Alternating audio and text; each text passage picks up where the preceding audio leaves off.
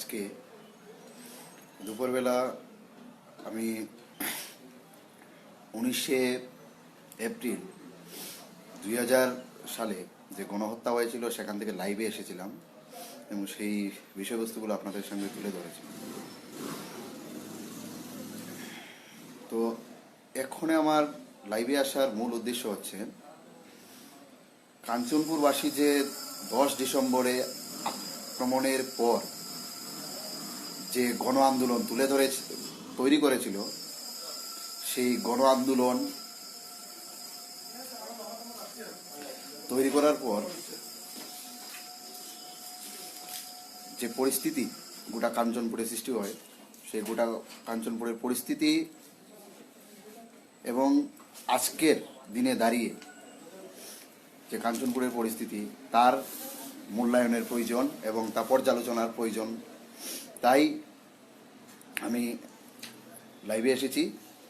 তো আন্দোলনের ফসল যে আমি এই আলোচনায় রাখতে চাইছি, সেই আন্দোলনের ফসল হিসাবে আমরা বলতে পারবো যে অন্তত পক্ষে আমরা গত 10 ডিসেম্বর 2019 থেকে আজকের দিন পর্যন্ত যখনই নাগরিক সুরক্ষা মঞ্চ তৈরি হয়েছে এবং নাগরিক সুরক্ষা মঞ্চ তার কাজ যেভাবে শান্তি শৃঙ্খলা বজায় রাখার জন্য যেভাবে রাত দিন এক করে নাগরিক সুরক্ষা মঞ্চের যুবক থেকে শুরু করে 7 থেকে 70 বছরের প্রত্যেকটি অংশের মানুষ যেভাবে কাঞ্চনপুরকে শান্তি সম্প্রীতি বজায় রাখার জন্য কাজ করে যাচ্ছেন, সেই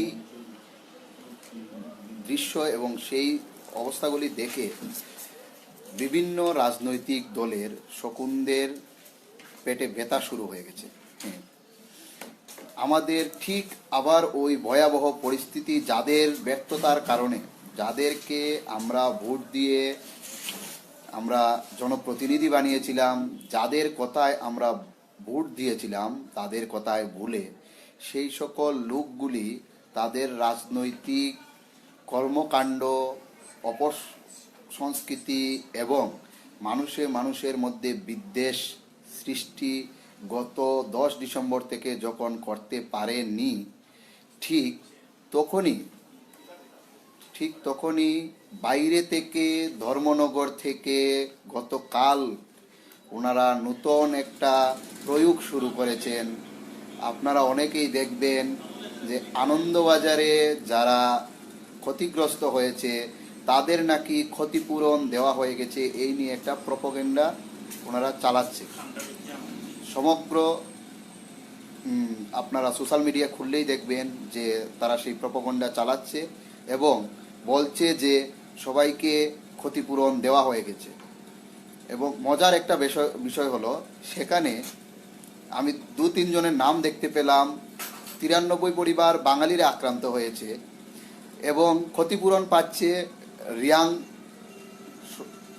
2 জন বা 3 জন লোক সেখানে লিস্টের মধ্যে নাম আছে এবং তারা ক্ষতিপূরণ পাচ্ছে।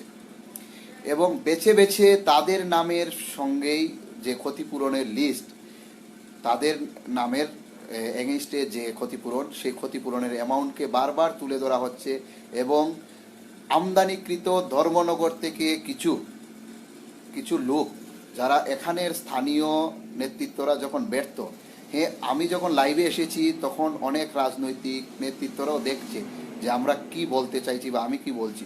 এখানে প্রশ্ন হচ্ছে, আমরা কি আপনাদের রাজনৈতিক কর্মকাণ্ডে কোনো বাধা সৃষ্টি করেছি?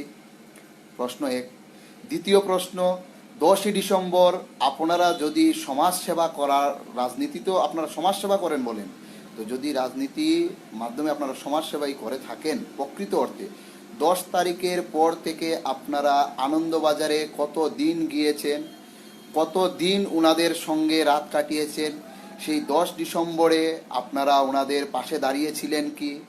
এবং তাদেরকে রেশন বন্ধ দেওয়ার জন্য আপনারা প্রশাসনিক লেভেলে, আপনারা দলীয় লেভেলে কি ব্যবস্থা নিয়েছেন? কাঞ্চনপুরবাসী সহ গোটা ত্রিপুরাবাসী সেটা জানতে চায়।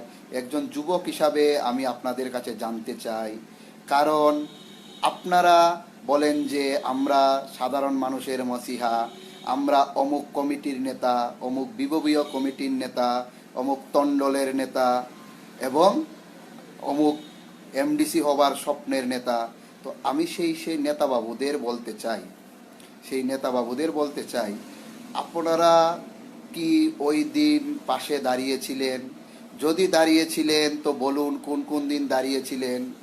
যারা কাঞ্চনপুরে ছিলেন তারা কতবার আনন্দবাজারে গিয়েছেন, এবং যারা আনন্দবাজারে আক্রান্ত হয়েছে তাদের আমার মনে হয় কত পরিবার, এবং কত পরিবারে কত স্কুল পড়ুয়া থেকে শিশু থেকে বৃদ্ধ আছে, সে কোনো রাজনৈতিক দলের শকুনরা যারা নিজেদেরকে নেতা বলে তারা জানে না। এখন ওদের আবার সুরসুরি শুরু হয়েছে, আমি দেখতে পেলাম ওরা রাজনৈতিক কর্মকাণ্ড শুরু করছে, এবং যারা তাদের কথায় আবার নৃত্য শুরু করেছেন সেই রাজনৈতিক কৃতদাস যারা হয়েছেন তাদের কাছে আমার প্রশ্ন, আমি দেখছিলাম গতকাল থেকে যে আপনারা যেভাবে রাজনৈতিক কৃতদাসে পরিণত হয়েছেন, তাদের কাছে আমার প্রশ্ন, যখন আপনি 10 তারিখে আক্রান্ত হয়েছিলেন তখন আপনাদের নেতাবাবুরা কি আপনাদের পাশে দাঁড়িয়েছিল? আমার প্রশ্ন এটা, যে নেতাবাবুর ভাষণ শুনছেন মিটিংয়ে এসে, সেই নেতাবাবুদের কি প্রশ্ন করেছেন যে আমরা যখন 10 তারিখে আক্রান্ত হয়েছিলাম তখন আপনারা কোথায় ছিলেন? যদি আপনি প্রশ্ন না করে থাকেন তাহলে আপনি আপনার পরবর্তী প্রজন্মকে সঙ্গে বিশ্বাসঘাতকতা করছেন। কিভাবে বিশ্বাসঘাতকতা করছেন? কারণ আমরা যারা কাঞ্চনপুরে বর্তমানে আছি, আমরা কি বলছি, যারা এডিসি করেছে তারা ভুল করেছে, তারা আমাদের ধ্বংস করেছে। আর আমি বলবো, আপনারা যখন এই রাজনৈতিক দলের কৃতদাস হচ্ছেন তখন আপনারা 10 তারিখে যারা আক্রান্ত হয়েছিল এবং যাদের দ্বারা আক্রান্ত হয়েছিল তাদের পাশে যারা দাঁড়ায়নি তাদের কথাগুলো শুনে আবার সেই একটা লেকটিন পাওয়ার জন্য, একটা ফিশারির বাঁধ সারাইয়ের জন্য, এবং একটা গ্যাসের কানেকশন পাওয়ার জন্য, এবং একটা হাইওয়ে ঘর পাওয়ার জন্য, কারণ চাকরি দেওয়ার মুরত তাদের নেই, এবং এই ছোট ছোট জিনিসগুলি পাওয়ার জন্য আপনারা এই বিভিন্ন দলের রাজনৈতিক কৃতদাসে পরিণত হয়েছেন। এবং যখনই আপনারা রাজনৈতিক কৃতদাসে রূপান্তরিত হচ্ছেন তখন আপনারা ভুলে যাচ্ছেন এই রাজনৈতিক দলগুলি আপনাদের ঘর, লেকটিন, ফিশারির বাঁধ এইসব দেবে বলে আপনার আমার কাঞ্চনপুরে 1950 ফ্যামিলিকে, আপনার আমার কাঞ্চনপুরে যারা আছেন, কাঞ্চনপুর বলছি আমি, কাঞ্চনপুর বলতে শুধুমাত্র এই কাঞ্চনপুর শহর লাগোয়া এই যে গ্রামগুলো আছে কাঞ্চনচড়া থেকে শুরু করে, সেখানের মধ্যে 1950 পরিবার মিজোরামের থেকে আগত রিয়াং শরণার্থী, যারা গত 20 বছরে দশদার দক্ষিণ অংশ এবং আনন্দবাজার পর্যন্ত যে গ্রামগুলি ছিল সেখানে 550-র উপরে বাঙালি পরিবারকে নিশ্চিহ্ন করে দিয়েছে। সেই 15 কিলোমিটার জায়গা যেখানে বাঙালির কোনো অস্তিত্ব নেই, সেই মিজোরামের রিয়াং শরণার্থীদেরকে পুনরায় তারা চাইছে কাঞ্চনপুরের বিভিন্ন জায়গায়, কাঞ্চনপুর শহরের লাগোয়া বিভিন্ন জায়গায় তাদেরকে বসতি স্থাপন করে দেওয়ার জন্য। এবং এই রাজনৈতিক দলগুলি তখন চুপ। কেন চুপ? কারণ তারা বাঁকা পথে অর্থ, আপনার আমার মাথা বিক্রি করে অর্থ উপার্জনের লেগে পড়েছে।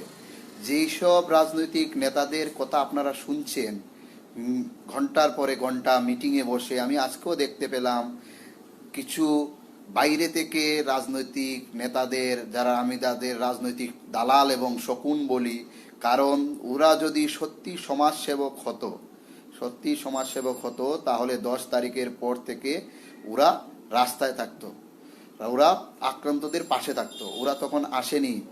অনেকেই বিয়ে বাড়িতে নিমন্ত্রণ খেতে ব্যস্ত ছিলেন, অনেকেই সেই দিন নিশ্চিত সুরক্ষার জায়গায় চলে গিয়েছেন, এবং আপনি আমি যারা ছিলাম তারা রাত জেগে ক্রমাগত পাহারা দিয়েছি এবং আমাদের ব্যবসা, আমাদের চাকরি, আমাদের রোজগারের সব ধরনের রাস্তা বন্ধ করে আমরা শুধুমাত্র সুরক্ষার জন্য সেই দিন 6 দিনের স্ট্রাইককে ক্ষতির হয় জেনেও আমরা সমর্থন করতে বাধ্য হয়েছি। কারণ যারাদের কথায় আমরা ভোট দিয়েছিলাম, যাদের কথায় বলেছিলাম ওই চিহ্নে দিলে ভোট ভবিষ্যতে হবে সুখ, তাদের ওই দিন আর দেখা পাওয়া যায়নি। এখন পুনরায় ভোট এসেছে তো আবার ওদের বিচরণ বেড়ে গেছে এবং আমরা যারা সাধারণ মানুষ একত্রিত হয়েছি, আমরা যারা আমাদের নিজেদের সুরক্ষার জন্য একত্রিত হয়েছি, তাদের মধ্যে ফাটল ধরানোর চেষ্টা করছে। ওনারা কি করছে? ওনাদের নিজেদের গোষ্ঠী কোন্দলের জন্য এক নেতার বিরুদ্ধে সোশ্যাল মিডিয়াতে লিখে বলছে যে ওকে দেখে নেবে। আবার কি বলছে, অন্য এক নেতা উনি রাগ করে ওনাদের দল ছেড়ে দিচ্ছেন, দল থেকে পদ ত্যাগ করছেন। এই দিশাহারা পরিস্থিতিতে আর কিছু রাজনৈতিক দলের যারা আমাদের বাঙালি সম্প্রদায়ের লোক আছে, তারা সেই রাজনৈতিক দলের হয়ে দালালি করছে এবং বাঙালির যেভাবে আক্রান্ত হয়েছে, আমি কোনো জাতির বিরুদ্ধে নই, কিন্তু যখন বাঙালি আক্রান্ত হয়েছে আর এবং সেই রাজনৈতিক দলের যারা সদস্য বাঙালি আছে, যখন তারা বাঙালি আক্রান্ত হয়েছে কিন্তু বাঙালিদের জন্য কথা বলছে না, তখন কথাগুলো বলা প্রয়োজন আমি মনে করি। কারণ ওরা কাঞ্চনপুরে থাকবে না এবং কাঞ্চনপুরকে ঠিক যেভাবে এডিসি করার জন্য যারা সেই সময় উঠে পড়ে লেগেছিল, ঠিক সেইভাবে কাঞ্চনপুর থেকে বাঙালি শূন্য করার জন্য মিজোরামের রিয়াং শরণার্থীরা যখন এখানে রিসেটেলমেন্ট করার জন্য কেন্দ্রীয় সরকার রাজ্য সরকার মিলে ঐতিহাসিক চুক্তি করেছে, তখন তারা একটি প্রতিবাদও করেনি এবং তারা বলছে আমাদের তো জিজ্ঞেস করেনি। তো এখন এরা এসে কি বলছে, আপনারা আবার আমাদের ভোট দিন, আমাদের পার্টিতে আসুন। যারাই আপনারা যাচ্ছেন, আমি প্রশ্ন রাখছি আপনাদের কাছে, আপনারা কখনো প্রশ্ন করেছেন ওদেরকে যে কেন 10 তারিখের পর থেকে রাজনৈতিক নেতাদের পাওয়া যায়নি? আমি শুনতে পেলাম এবং কিছু আমার কাছে ফটো এসেছে যেই মাত্র ওরা পরিকল্পনা মাফিক প্যাকেজের নাম করে অসহায় আনন্দবাজারের শরণার্থী বাঙালি উদ্বাস্তুদের খাবার বন্ধ করে দিয়েছে, ঠিক তখনই প্রশাসনকে বলে ওদের ক্ষমতা দেখিয়ে ওরা কি করেছে, ওদের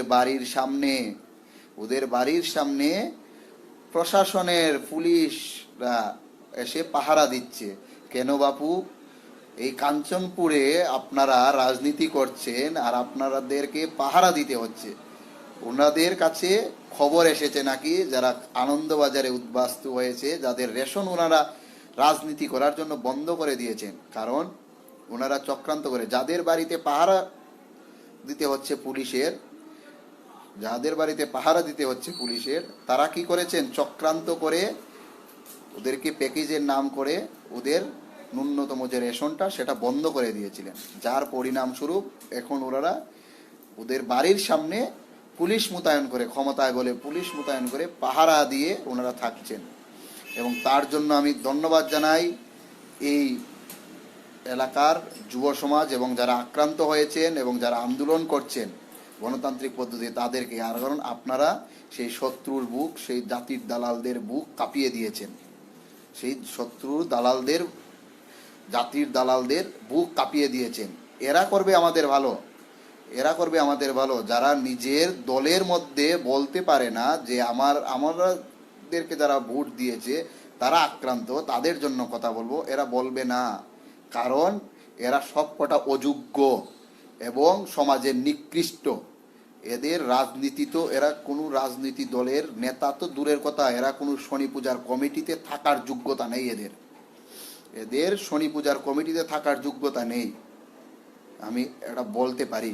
আর আমাদের কি কাঞ্চনপুর এরা উপহার দিতে যাচ্ছে, যেইভাবে লক্ষ্মীপুরের পর থেকে 15 কিলোমিটার বাঙালি শূন্য, তাদের ব্যক্তিগত স্বার্থের জন্য, কারণ তারা তো এখান থেকে চলে যাবে, তারা এই কিছুদিনের মধ্যে এখান থেকে চলে যাবে। আপনার আমার মাথায় হাত বুলিয়ে সরকারি টাকা, মানে যেটা আপনার আমার ট্যাক্সের টাকায় যে টাকা সরকার কর হিসাবে পায়, সেই করের টাকা ওদের বাঁকা পথে লুট করে ওখান থেকে গিয়ে ওরা বিভিন্ন জায়গায়, এক নেতা শুনছিলাম আসামের কোথায় নাকি জায়গা ক্রয় করেছে এবং বাকিরাও সেই ফন্দিতে আছে। তো সেই নেতাদেরকে বলছি, আপনাদের কি লজ্জা হয় না? মাইকে তো বড় বড় ভাষণ দেন, আপনাদের লজ্জা থাকা উচিত। নির্লজ্জ আপনারা। একটাবার ভেবে দেখুন, আমরা যারা গরিব অংশের মানুষ আছি, আমরা যারা সাধারণ অংশের মানুষ আছি, আমরা কি চেয়েছিলাম? আমরা চেয়েছিলাম কি প্রত্যেক 20 বছর অন্তর অন্তর আমরা এভাবে আক্রান্ত হব? আমরা কি চেয়েছিলাম? নিশ্চয়ই চাইনি। যদি আমাদের উপর জোর করে এসব চাপানো হয়ে থাকে তাহলে আপনাদের সেদিন দায়িত্ব ছিল আমাদের পাশে দাঁড়ানোর। এখন যখন দাঁড়াননি, তাহলে আপনাদের অধিকার নেই কোনো ধরনের রাজনৈতিক কার্যকলাপ করার। কিছু কিছু লোক, আবার কিছু কিছু নেতা যারা আমদানি করেছে 4-5 জন ধর্মনগর থেকে, আজকে দেখছিলাম ফেসবুক জুড়ে ট্রেন্ড চলছে, সেই সব ভক্তদের ট্রেন্ড চলছে। কারণ ধর্মনগরে কিছু ভক্ত আছে, কারণ ওরা তো এডিসি এলাকায় নেই, 10 তারিখ দেখেনি। সেই ভক্তদের ট্রেন্ড চলছে। আর এখানে কিছু ওদের রাজনৈতিক কৃতদাস, ওই নেতাদের রাজনৈতিক কৃতদাস। এখানের মালগুলো তো ফেল হয়ে গেছে। কাঞ্চনপুর মহকুমায় রাজনৈতিক দালালরা তো ফেল হয়ে গেছে, এখন ভক্তদের ধরে ধরে আনছে। ভক্তরা এসে পোস্ট করছে যে আনন্দবাজারে নাকি ক্ষতিপূরণ দেওয়া হয়ে গেছে। তো ক্ষতিপূরণ দেওয়া হয়ে গেছে বাপু, কত টাকা দেওয়া হয়েছে এবং আক্রান্ত কারা হয়েছে সেটা পরিষ্কার করুন। আপনারা দেখেছেন সেই ক্ষতিপূরণের লিস্টে কীভাবে একজন রিয়াং, 2-3 জন রিয়াংয়ের নাম চলে এসেছে। কারণ সেই যে রিয়াংয়ের নাম চলে এসেছে, তাদেরকে টাকা পাইয়ে দিয়ে ওই সব নেতাবাবুরা যারা ওই অসহায় মানুষের আন্দোলনকে, অসহায় মানুষের কণ্ঠকে রোধ করতে চাইছে, তাদের শিবিরকে, তাদের যেখানে আছে থানায় আশ্রয়াধীন, তাদের সেই আশ্রয়াধীন থেকে তাদেরকে বাড়ি ফিরে যাওয়ার জন্য হুমকি উজ্জুতি দিচ্ছে সংঘবদ্ধ সেই নেতা এবং সেই রাজনৈতিক কৃতদাসগুলি। চাইছে যে এই আন্দোলন এবং যারা শরণার্থী হিসাবে, উদ্বাস্তু হিসাবে আসছে, তাদের যাতে কোনো ধরনের ক্ষতিপূরণ না হয়। কারণ 2000 সালে ঠিক এইভাবে উদ্বাস্তু হয়েছিল এবং তাদেরকে বাড়িঘরে ফিরিয়ে দেওয়া হয়। তখন তৎকালীন সময়ের মাতব্বর এইসব নেতাবাবুরা তাদেরকে বাড়িতে ফিরিয়ে দিয়েছিল এবং সঙ্গে দিয়েছিল 24টা টিন আর 10,000 টাকা। তাদের পরিস্থিতি কি জানেন? আজকে তারা আপনার মতো মানুষ হিসাবে বেঁচে থাকার ন্যূনতম যে অধিকার বা স্ট্যাটাস, সেটাও হারিয়েছে। অনেকে নদীর ছড়ার পারে ঘর বানিয়ে, খুব দুঃখের বিষয়। আপনারা রাধামাধবপুর বলে একটা ভিলেজ আছে দশদা যাওয়ার আগে, সেখানে দেখবেন কিভাবে 2000 সালে যারা উদ্বাস্তু হয়েছে তাদের অবস্থা দেখলে চোখে জল এসে যায়। ছোট ছোট একটা ঘরের মধ্যে ভালো টয়লেট নেই, জায়গা নেই, এইসব জায়গাতে ছড়ার পারে ছোট ছোট ঘর বানিয়ে অন্যের জায়গায়, মানে কি বলবো, যাযাবরের মতো দিন কাটাচ্ছে। আজকে 20 বছর হয়ে গেছে। ঠিক সেইভাবে যাদের বাড়ি ঘর 10ই ডিসেম্বর আনন্দবাজারে ভেঙে দেওয়া হয়েছে, তাদেরকে ঠিক ওইভাবে পঙ্গু করার জন্য সেই উদ্বাস্তুদের শিবিরকে ভাঙার চেষ্টা করছে। আর আমরা যারা এখানে, যারা স্থানীয়, এখনো উদ্বাস্তু হয়নি, আপনারা সেই সব দলের গোলামি করছেন। আপনার কি একবার ভেবে দেখেছেন যেসব নেতাদের বাড়িতে পুলিশ পাহারা দিচ্ছে, এরা এত ভালো কাজ করেছে, পুলিশ পাহারা দিচ্ছে, আর আপনি গিয়ে তাদের ভাষণ শুনছেন ঘন্টার পর ঘন্টা, তাদের কথায় মোমবাতি জ্বালাচ্ছেন? লজ্জা হয় না? আপনার ছেলেমেয়েরা যখন আপনাকে প্রশ্ন করবে যে যখন কাঞ্চনপুরে এইভাবে বাঙালির উপর আক্রমণ হচ্ছিল, আনন্দবাজারে আক্রমণ হচ্ছিল, কাঞ্চনপুরে গোটা শহরকে জ্বালিয়ে দেওয়ার পরিকল্পনা চলছিল, তখন আপনি কি করছিলেন? আপনার ছেলে এবং আপনার মেয়ে যখন আজকে থেকে 5 বছর পরে প্রশ্ন করবে, তখন আপনি কি বলবেন আমি তখন রাজনৈতিক দলের দালালি করছিলাম, তোর জন্য একটা সরকারি টয়লেট আর একটা পাকা বাড়ি পাওয়ার জন্য আমি এই রাজনৈতিক কৃতদাস হয়েছিলাম? বলতে পারবেন এই কথাটা? যখন আপনার ছেলে মেয়েরা আপনাকে প্রশ্ন করবে, বাবা মা, আমাদের আগের বাড়ি থেকে আমরা কেন এসেছি এখানে, যারা ভাবছেন যে এখান থেকে চলে গিয়ে আপনারা ধর্মনগর আগরতলায় বাড়ি করবেন, যখন প্রশ্ন করবে তখন আপনি কি বলবেন? যখন কাঞ্চনপুর জল ছিল, যখন কাঞ্চনপুরে এভাবে আমাদের উপর আক্রমণ হচ্ছিল, তখন আমরা রাজনৈতিক কৃতদাস হয়ে জাতির দালালি করে কিছু টাকা কামিয়ে এখান থেকে চলে এসেছি, এই কি বলবেন আপনার পরবর্তী প্রজন্মকে, আপনার ছেলে মেয়েকে? আমি প্রশ্ন করতে চাইছি। এই রাজনৈতিক নেতাদের তো কোনো আদর্শ নেই। এরা আজকে সেই দলে যারা 5 বছরে 4বার জামা পাল্টায়, তাদের কথা আপনারা যখন শুনেন আপনাদের লজ্জা থাকা উচিত। কারণ 10 তারিখে ওনারা নিষ্ক্রিয় ছিল, কারণ ওদের ভোট ব্যাংকের প্রয়োজন, কেউ এডিসির টিকেটের প্রয়োজন, কেউ অমুক কমিটিতে যাওয়া প্রয়োজন, কেউ চেয়ারম্যান হওয়া প্রয়োজন।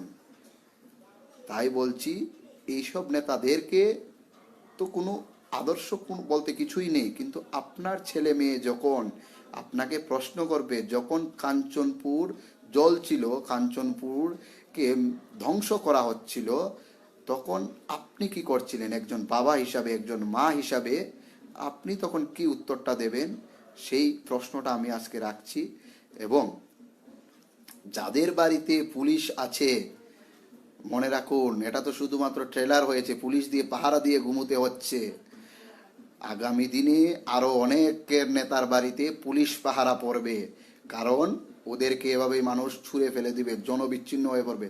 আর হ্যাঁ, উদ্বাস্তু যারা হয়েছে 93 পরিবারের উপর যদি কোনো ধরনের আক্রমণ হয়, তাহলে আপনারা নেতাবাবুরা তৈরি থাকুন, আপনাদের বাড়িতে এসে তারা উঠবে, আপনাদের বাড়িতে এসে উঠবে। এবং আপনাদের সেদিন কোথায় যান সেটা দেখব। আপনারা বাড়ি যখন জবরদখল করবে, তখন দেখব আপনাদের সেই নেতাগিরি কোথায় যায়, সেটার জন্য অপেক্ষায় আছি। এবং আমি প্রশ্ন করতে চাই, এই আন্দোলনের যে ফসল, এই আন্দোলনের ফলে আমরা কি পেয়েছি? এই আন্দোলনের ফলে আমরা প্রথমত 10 তারিখের পর থেকে যদি আমরা এই আন্দোলন না করতাম, জন আন্দোলন যেটা হয়েছে, নাগরিক সুরক্ষা মঞ্চ শুধু একটা নাম, আপনার আমার সবার এই সংগঠনটা, এই সংগঠন অরাজনৈতিক সংগঠন। আপনি যে কোনো দল করুন, আপনি যাকে খুশি তাকে ভোট দিন, কিন্তু ভোটটা দেওয়ার আগে তাদেরকে প্রশ্ন করবেন যে ভোটটা কেন দেবেন, কি কারণে দেবেন, তারা কি সত্যি ভোট পাওয়ার যোগ্য? তাই বলছি, আপনি একবার ভেবে দেখুন, আপনি আপনার ছেলে মেয়েকে কোন ভবিষ্যৎটা দিয়ে যেতে চাইছেন। তার কি আপনি তাকে লেখাপড়া শেখাচ্ছেন, তাকে ডাক্তার ইঞ্জিনিয়ার বানাবেন, ভালো কথা, বানান, কিন্তু তার ভবিষ্যৎটাকে সুরক্ষিত কি করে যেতে পারছেন? প্রশ্নটা রইল। কারণ আপনি যে দলের দালালি করছেন, রাজনৈতিক কৃতদাস হয়ে আছেন, এবং এই যে আন্দোলন, এই আন্দোলন মানুষের ভালোর জন্য আন্দোলন। এখানে কেউ নেতা হতেও আসেনি, কারণ প্রতিবাদীরা কখনো নেতা হতে পারে না।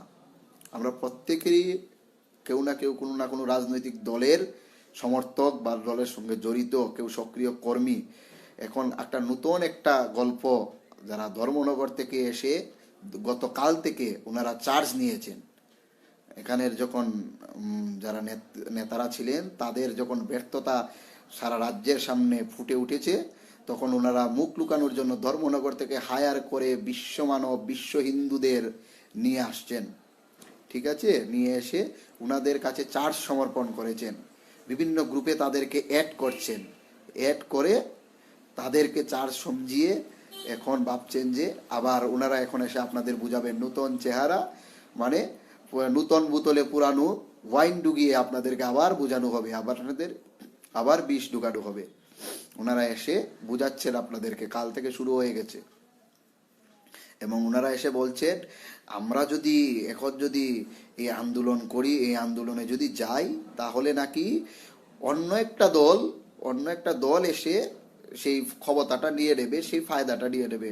বাপুরা, তোমরা এতদিন কোথায় ছিলে? তোমরা যদি 10 তারিখে মানুষের পাশে এসে দাঁড়াতে, তাহলে নাগরিক সুরক্ষা মঞ্চ এবং যারা গণ আন্দোলন করছে তাদের আসার প্রয়োজনই ছিল না। আমরা তো বারবার আপনাদের কাছে ফোন করেছি, বলেছি যে কাকু, স্যার, আমাদেরকে বাঁচান, আপনি তো অমুক তন্ডলের প্রেসিডেন্ট, আপনি তো অমুক বিভাগীয় প্রেসিডেন্ট, সেক্রেটারি। তখন আপনারা ফোন বন্ধ ছিল, আর আপনারা বিয়ের নিমন্ত্রণ খেতে, পৌষ সংক্রান্তি খেতে ব্যস্ত ছিলেন, যখন আনন্দবাজারে মানুষ অভুক্ত না খেয়ে জীবন যুদ্ধ করছে। সবকটা ফটো আছে আপনাদের, আপনারা ভাববেন না। আর যখন আক্রান্ত হয়েছে আমাদের কাঞ্চনপুরে বাঙালি অংশের পথ চলতি মানুষ, সাধারণ মানুষ, তখন ওনারা ব্যস্ত ওনাদের রাজনৈতিক রুটি সেঁকতে। ওনারা জাননি যখন হাজার হাজার মানুষ দশদা দুর্গারামে এসে আশ্রয় নিয়েছে, তখন ওদের দেখা মিলেনি।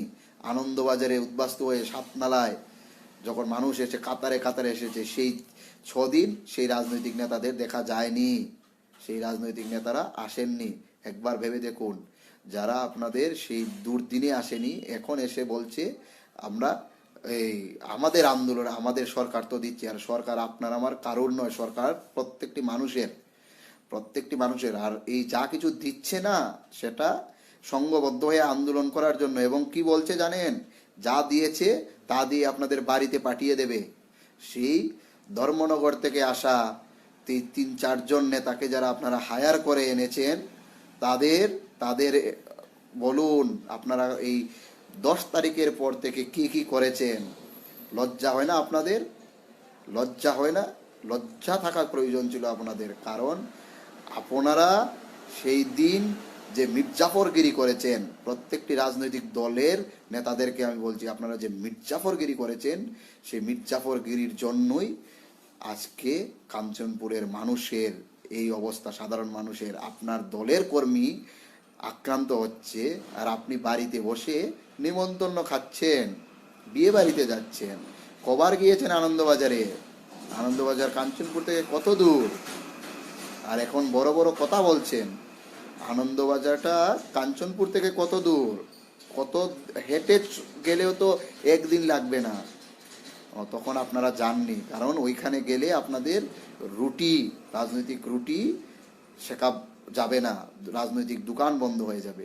তাই ওই সব ভ্রষ্ট নেতাদের, ওই নেতারাই আমাদের পাহাড়ি বাঙালি জাতি উপজাতি হিন্দু মুসলিম এখন নূতন বলছে যে মানে মুসলিমদের ঘৃণা করতে হবে, নূতনভাবে শিখাচ্ছে। আরে আমাদের ধর্মে, সনাতন ধর্মে কাউকে ঘৃণা নয়, করুণা করতে শিখায়, ভালোবাসতে শিখায়। যার জন্য আমরা বলছি যে প্রত্যেকটি মানুষের একটাই ধর্ম, সেটা মানব ধর্ম। আর নাগরিক সুরক্ষা মঞ্চের কাজ হচ্ছে প্রত্যেকটি নাগরিককে সুরক্ষা দেওয়া। ওই দিন সেই নেতা বাবুরা আসেনি, তাই আমাদের নিজ নিজ কাজ ছেড়ে আসতে হয়েছে। না হলে আমরা হয়তো কোনো অফিসে, না হয়তো কোনো যে যার কাজে, ব্যবসায় অথবা কৃষিকাজে আমরা নিয়োজিত থাকতাম, আমরা করতাম। কিন্তু তারা আমাদের করতে দেয়নি। আমাদের সব কিছু লুট হয়ে যাচ্ছে। আর আমরা যখন সংঘবদ্ধ হয়েছি, আপনাকে আমাকে ধর্মের নামে, কাস্টের নামে, জাতির নামে, উপজাতির নামে ভাগ করতে চাইছে। আমরা বলছি যে আমরা প্রত্যেকে একটা ফ্যামিলির অন্তর্গত। কে উপজাতি, কে জাতি, কে কি আমরা জানি না। আমরা একটাই ধর্ম, আমরা একটাই পরিচয়, আমরা মানুষ। আমাদের ধর্ম মানব জাতি ধর্ম, যেটা মানবতার ধর্ম। কিন্তু সেই সব রাজনৈতিক নেতারা যখন দেখছে ওরা কোণঠাসা হয়ে পড়ছে, তখন আবার শুরু করে দিয়েছে তাদের রাজনৈতিক ব্যবসা করা। আমি অনুরোধ রাখতে চাই, তাদের রাজনৈতিক ব্যবসা আপনারা আজকে থেকে বন্ধ করুন। এবং তাদের প্রত্যেকটি, সেটা ছোট থেকে ছোট প্রোগ্রাম হোক, সেটা বন্ধ করুন। কারণ ওই দিন আপনি মার খেয়েছেন বাংলাদেশি বলে, আর আজকে আপনি তাদের কাছে যাচ্ছেন, কেউ বিজেপি হয়ে, কেউ সিপিএম হয়ে, কেউ কংগ্রেস হয়ে। তাই আমি প্রশ্ন রাখছি যে আবার যখন মার খাবেন, তখন আবার ঠিক ওইভাবেই মার খাবেন, এবং যারা মেরেছে আপনাদেরকে, তারাও কিন্তু সেই বিজেপি, কংগ্রেস, আইপিএফটি, সিপিএম এর লোকই ছিল কিন্তু। তাই বলছি, যারা মেরেছে তাদেরকে গ্রেপ্তার করতে হবে। কারণ তারা কোনো জাতির, কোনো জনগোষ্ঠীর ভালো চায় না, সেটা উপজাতি অংশের মানুষ হোক এবং সেটা যেই অংশেরই মানুষ হোক। যারা মেরেছে তারা মানবতা বিরোধী, যারা আক্রমণ করেছে আনন্দবাজারে তারা ক্রিমিনাল। তাই ক্রিমিনালের কোনো জাতি, কোনো ধর্ম, কোনো দল হতে পারে না। ক্রিমিনাল সে শুধুমাত্র ক্রিমিনাল, আর ক্রিমিনালকে সেইভাবে ট্রিট করুন। আর এই রাজনৈতিক নেতাগুলি আরও বেশি বড় ক্রিমিনাল, কারণ এদের কাছে পুরো খবর ছিল। এরা পুরো কাঞ্চনপুরে এই ধরনের ধ্রুবীকরণ, এই ধরনের উন্মাদনা সৃষ্টি করেছে। 9 তারিখে করেছে, 10 তারিখে এটার পুরো প্ল্যানটাকে সাকসেস করেছে এবং আপনার আমার এখন চোখের জল মুছানোর মায়া কান্না করছে। আজকে 80 দিন হতে চললো, আর ওরা রেশন বন্ধ করে দিয়ে নিজেদের বাড়িতে পুলিশ পাহারা বসাচ্ছে। আরে পুলিশ আপনাদের বাঁচাতে পারবে না যদি আপনারা আবার এরকম কোনো ধরনের মানে ন্যাক্কারজনক কাজের সাথে চিন্তাও করে থাকেন। আপনারা করার তো চেষ্টাই করবেন না, চিন্তাও যদি করে থাকেন, পুলিশ আপনাদের বাঁচাতে পারবে না। আপনাদের কাঞ্চনপুরের মানুষ শুভবুদ্ধি সম্পন্ন মানুষ, শুধু কাঞ্চনপুর নয় সারা রাজ্যের মানুষ আপনাদের টেনে হিচড়ে রাস্তায় নিয়ে আসবে এবং তখন সেদিন বুঝতে পারবেন মানুষ যখন জাগে, কারণ এই জাতিটা জেগে গেছে এবং আপনারা এখন অন্যদেরকে বোকা বানানোর চেষ্টা করছেন। উপজাতি এবং জাতির মধ্যে দাঙ্গা এরা লাগিয়েছে এদের স্বার্থের জন্য। আমরা সাধারণ মানুষদের মধ্যে বিভেদ এরা লাগিয়েছে, তাই এদের ব্যবসা বন্ধ করুন। এরা কি করছে, আমাদের মোড়কে এইদিকে ঘুরিয়ে এই 2 মাস যাবৎ শুধু লুট রাজত্ব চালিয়েছে, বিভিন্ন সরকারি কাজের ঘাফলা করেছে, লুট রাজত্ব করেছে, বাড়ি দালান তৈরি করেছে, টাকা ব্যাংক ব্যালেন্স বাড়িয়েছে, এই করেছে শুধু। আর এখন যখন মানুষ প্রশ্ন করছে যে আমাদের অধিকার চাই, আমাদের অধিকার, আমাদের ন্যায্য দাবি পূরণ হোক, ওরা কি করছে গিয়ে সেখানে বাধা সৃষ্টি করেছে, ন্যূনতম রেশন বন্ধ করার চেষ্টা করছে। আর যখন রেশন বন্ধ করার পর যখন দেখছে যে বিদ্রোহ ঘোষণা হয়ে গেছে, তখন ওদের বাড়িতে সিকিউরিটি লাগাচ্ছে। লজ্জা হয় না এদের? আর আপনারা তাদের কথা শুনতে যাচ্ছেন। আর আপনাদের পরবর্তী প্রজন্ম আপনাদেরকে প্রশ্ন করবে। এই মির্জাফরদের সঙ্গে যখন আপনারা দাঁড়িয়েছেন তখন আপনাদেরকেও প্রশ্নের সম্মুখীন হতে হবে। তাই বলছি এদের সব ধরনের রাজনৈতিক কার্যকলাপ বন্ধ করে দিন, আপনার দায়িত্ব। কারণ এদের জন্যই আপনার ছেলে মেয়ের ভবিষ্যৎ অসুরক্ষিত হতে যাচ্ছে, এদের জন্যই আপনার ছেলে মেয়ের ভবিষ্যৎ ধ্বংস হতে যাচ্ছে। এরা কখনো ভালো চায় না। আপনি যদি ভালো থাকেন তাহলে তাদের কথা শুনবেন না, এটাই হচ্ছে মুদ্রা কথা। তাই আমি অনুরোধ রাখছি আপনাদের কাছে, আপনারা যে আন্দোলন করেছেন সেই আন্দোলনের ফসল দিল্লি পর্যন্ত পৌঁছে গেছে এবং এই যে মিজোরামের রিয়াং শরণার্থীদেরকে কাঞ্চনপুরে রাখার ব্যাপারে যে একটা ওদের মদত ছিল, সেটাকে প্রতিহত করতে পেরেছে একমাত্র আপনাদের সংঘবদ্ধ আন্দোলন। প্রয়োজনে আমরা 1 মাস টানা বন্ধ রাখবো, নাকাবন্দি করে দেব কাঞ্চনপুর। আমার কাঞ্চনপুরকে, আপনার কাঞ্চনপুরকে, আমাদের কাঞ্চনপুরকে কেউ আর বরবাদ করতে দেব না। এই রাজনৈতিক দালালদের তো না হই, এবং যারাই করতে চাইছে তাদেরকে আমরা ধিক্কার জানাই এবং তাদেরকে আমরা ছুঁড়ে ফেলে দেবো আমাদের সমাজ ব্যবস্থা থেকে। সে যেই দলেরই হোক, সে যেই জাতিরই হোক। আপনারা যারা উপজাতি সম্প্রদায়ের মানুষ আছেন তারা আপনাদের উপজাতি নেতৃত্বদের প্রশ্ন করুন, আপনারা কি করছিলেন সেই দিন, আপনারা কি করছিলেন, আপনাদের কি করার কথা ছিল। এবং যারা আমাদের বাঙালি অংশের মানুষ আছে, আপনাদের প্রত্যেকটি রাজনৈতিক দলের নেতৃত্বদেরকে প্রশ্ন করুন। সে এমডিসি হোক, সে তন্ডল প্রেসিডেন্ট হোক, আর সে যেই হোক না কেন, যে চেয়ারম্যানে হোক, এখন ওদের যেই এসে পকেটে টাকা এসে পড়েছে, আবার ওরা ব্যবসায় নেমে পড়েছে, রাজনৈতিক ব্যবসা। আর আপনাকে আমাকে রাজনৈতিক কৃতদাস বানানোর পরিকল্পনা শুরু করছে এবং বিভিন্ন ধরনের হুমকি দিচ্ছে। ওই শিবিরগুলিতে গিয়ে সে আক্রান্ত অসহায় মানুষদের, ওদের খাবার মতো কিছু নেই, থাকার মতো ঘর নেই, ওদেরকে গিয়ে ধমকাচ্ছে, ওদেরকে গিয়ে ভায়েস্ট করার চেষ্টা করছে। লজ্জা হয় না এদেরকে? এরা নাকি নিজেদেরকে মানুষ বলে। আমি এটাই বলবো, এরা যদি মানুষ হয় তাহলে অমানুষ কারা? এরা যদি মানুষ হয় তাহলে অমানুষ কারা? কারণ এদের জন্যই কাঞ্চনপুর জ্বলছে। এরা সব কিছু জানতো, তাই এরা এই ধরনের পরিকল্পনা মাফিক একে একে এগিয়েছে। ওরা বলবে যে বাঙালিকে ট্রাইবেল মারছে, তো বাঙালি যে আছে সেই বাঙালিকে সবাই ভোট যেন একটা জায়গায় পড়ে এবং সারা যাতে সেই সামনের যে ইলেকশন, সেই ইলেকশনে জিততে পারে। এবং ট্রাইবেলদেরকে গিয়ে বলবে যে বাঙালিরা যদি একত্রিত হয়ে যায় তাহলে আপনারা এখানে থাকতে পারবেন না, আপনাদের উপর আক্রমণ হবে, আপনারা নির্যাতিত হবেন। এবং সেই ট্রাইবেল অংশের মানুষটাকে একটা জায়গায় নিয়ে ভোট দিয়ে ওরা ভোট বৈতরণী হবে, এমডিসি হবে, ইএম হবে, সেই পরিকল্পনায় আছে।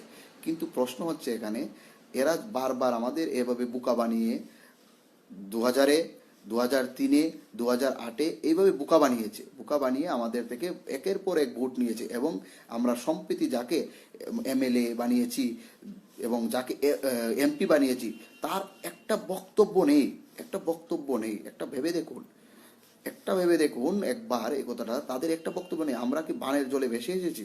আমরা কাঞ্চনপুর কি মানে ওরা কি চাইছে কাঞ্চনপুরের মানুষ মরে যাক? প্রশ্ন রইল আমার। তাই বলছি, আপনারা যারাই এইসব দুশ্চরিত্র রাজনৈতিক দালালদের কথা শোনার জন্য যাচ্ছেন মিটিং মিছিলে, আপনাদেরকে আপনাদের ছেলে মেয়েরা যখন প্রশ্ন করবে যে বাবা মা আমাদের কাঞ্চনপুর যখন জল ছিল, কাঞ্চনপুরে যখন এই অবস্থা হচ্ছিল, আপনারা তখন কি করছেন, সেই প্রশ্নের উত্তরটা তৈরি করে রাখুন। না হলে আপনাদের পরবর্তী প্রজন্ম আপনাদের ক্ষমা করবে না। আমি আমি গর্ব করে বলতে পারবো, যখন কাঞ্চনপুরে এই রকম পরিস্থিতি চলছিল, আমি আমার সব কিছু রোজগারের রাস্তা ছেড়ে আমি কাঞ্চনপুরের স্বার্থে আমি সর্বশক্তি দিয়ে ঝাঁপিয়ে পড়েছিলাম এবং আমি সেই আক্রান্ত মানুষদের পাশে দাঁড়াতে পেরেছিলাম। এতে যদি আমার যা ক্ষতি হয় আমি স্বীকার করার সাহস রেখেছিলাম। এই কথাটুকু অন্ততপক্ষে বলতে পারবো। অন্ততপক্ষে আমি বলতে পারবো যে কাঞ্চনপুরে আমি বড় হয়েছি, সেই কাঞ্চনপুরের জন্য, কাঞ্চনপুরের উন্নতির জন্য, কাঞ্চনপুরের শান্তি সম্প্রীতির জন্য আমি আমার জীবন পর্যন্ত বাজি রেখেছি। এই কথাগুলো অন্ততপক্ষে আমি বলতে পারবো এবং আপনারাও যাতে বলতে পারেন সেই চিন্তাটাকে রাখুন। কারণ আপনার ছেলে মেয়েরা আপনাকে ক্ষমা করবে না। কারণ আপনি তখন তাকে বলবেন কি যে আপনি দালালি করছিলেন, আপনি আপনার সরকারি লেট্রিন ঘর ফিশারি বাঁধের জন্য এই তাদের ভবিষ্যৎকে অনিশ্চিত করেছিলেন। এবং আমি যারা বলবো, যারা এই ঘটনার পরও বিভিন্ন বিবাহ করছেন, ভালো কথা আপনারা করুন।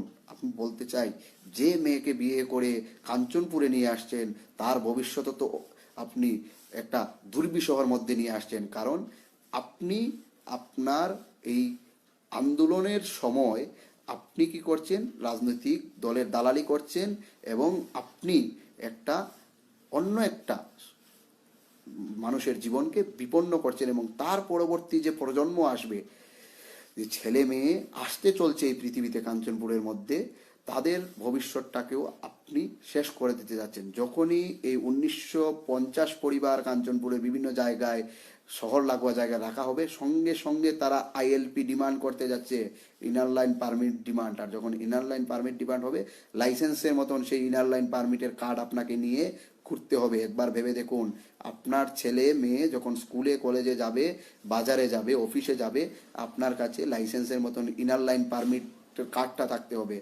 আর অন্য একটা জাতির মানুষের কাছে সেটা থাকতে হবে না। তখন আপনাকে দ্বিতীয় শ্রেণীর নয়, চতুর্থ শ্রেণীর নাগরিকের মতো আপনার সঙ্গে ব্যবহার করা হবে। তাই এই কথাগুলো বুঝুন। কারণ আমরা নেতা হতে আসিনি। কারণ প্রতিবাদীরা কখনো নেতা হতে পারে না। প্রতিবাদীরা সবসময় নিজেকে ধ্বংস করে। তাই বলছি, যারা আমরা প্রতিবাদ করছি, আমরা অন্যায়ের বিরুদ্ধে প্রতিবাদ করছি। যারা আক্রমণ করেছে, আক্রমণকারীদের বিরুদ্ধে আমরা জেহাদ ঘোষণা করেছি। এর জন্য যদি আমাকে কেউ পাকিস্তানি বলে, আমার তো ভাগ্য ভালো আমি হিন্দু সম্প্রদায়ের লোক, না হলে আমাকে পাকিস্তানি বানিয়ে দিত। তাই আমি বলছি, যারা 93 পরিবার এবং সেই আক্রান্ত মানুষের সঙ্গে বেইমানি করছেন, তাদেরকে ছেড়ে কথা বলা হবে না। প্রয়োজনে তাদের নাকাবন্দি করা হবে। এবং যারা রাজনৈতিক কার্যকলাপ করতে গিয়ে এই আন্দোলনকে ব্যাঘাত সৃষ্টি করতে চাইছেন, সাধু সাবধান, সাধু সাবধান। আবারও বলছি, সাধারণ মানুষ কিন্তু আপনাদের ছেড়ে কথা বলবে না। মানুষ আপনাদের ছেড়ে কথা বলবে না, কারণ আপনারা দালালি করছেন।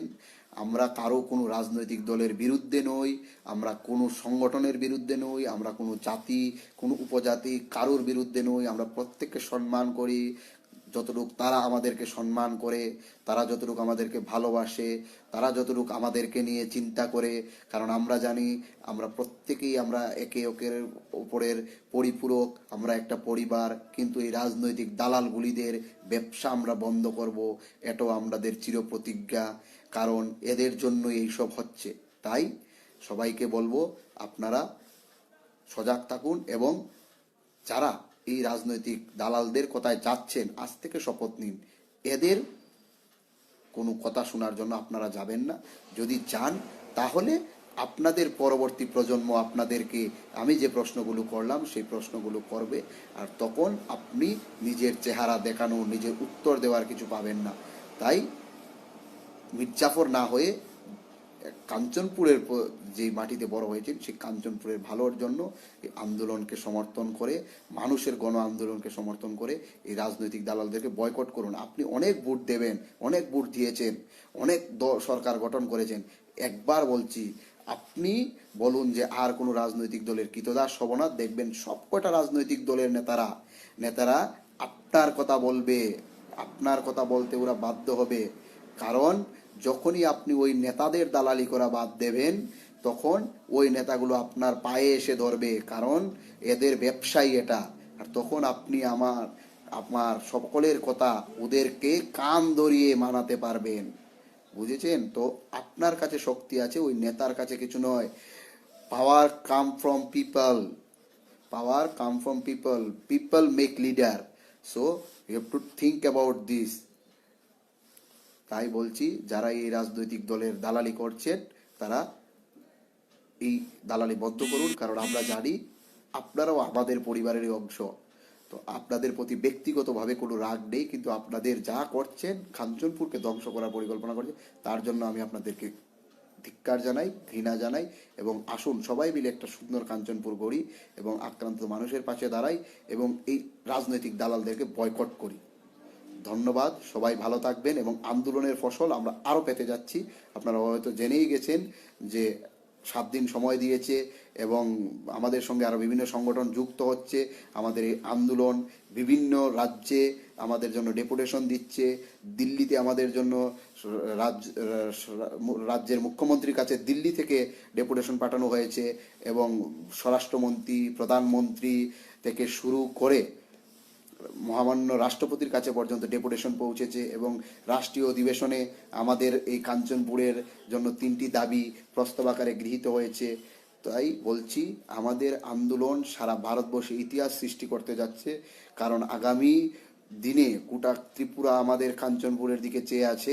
আর এই রাজনৈতিক দালালগুলোর ব্যবসা বন্ধ করা আমাদের নৈতিক কর্তব্য দাঁড়ায়, কারণ তারা 10 ডিসেম্বর ওদের জন্যই এসব হয়েছে। তাই ওদেরকে বর্জন করুন। ওরা যদি থাকে তাহলে 1980 যেভাবে হয়েছে, 2000 হয়েছে, 2016 হয়েছে এবং 2019 হয়েছে, তা ক্রমান্বয়ে চলতে থাকবে। তাই বলছি, আর গণহত্যা আমরা দেখতে চাই না, আর এরকম মানবতার উপর আক্রমণ আমরা দেখতে চাই না। আর আমরা চাই না যাতে কান্দবাজারের মতো 93 পরিবার যেভাবে আক্রান্ত হয়েছে, উদ্বাস্তু হয়ে আজকে 80 দিনের হতে চলছে, ওরা উদ্বাস্তু হয়ে আছে, তার যেন আর না হয়। তা বন্ধ করার জন্য আমাদের প্রথমে রাজনৈতিক দালালদের ব্যবসা বন্ধ করতে হবে। সবাই ভালো থাকবেন, সুস্থ থাকবেন এবং আমাদের সংঘবদ্ধভাবে আমাদের এই লড়াই লড়তে হবে। জয় আমাদের নিশ্চিত, কারণ আমরা কারোর দালালি করতে আসিনি, আমরা কিছু পাবার আশায় আসিনি। আমরা প্রত্যেকে নিজেদের সুরক্ষার জন্য, অস্তিত্ব রক্ষার জন্য লড়ছি। তাই এই লড়াইয়ে আমাদের জয় নিশ্চিতই হবে। তাই সবাইকে আবারও বলবো, ভালো থাকবেন, সুস্থ থাকবেন। জয় হিন্দ, জয় ত্রিপুরা, জয় কাঞ্চনপুর।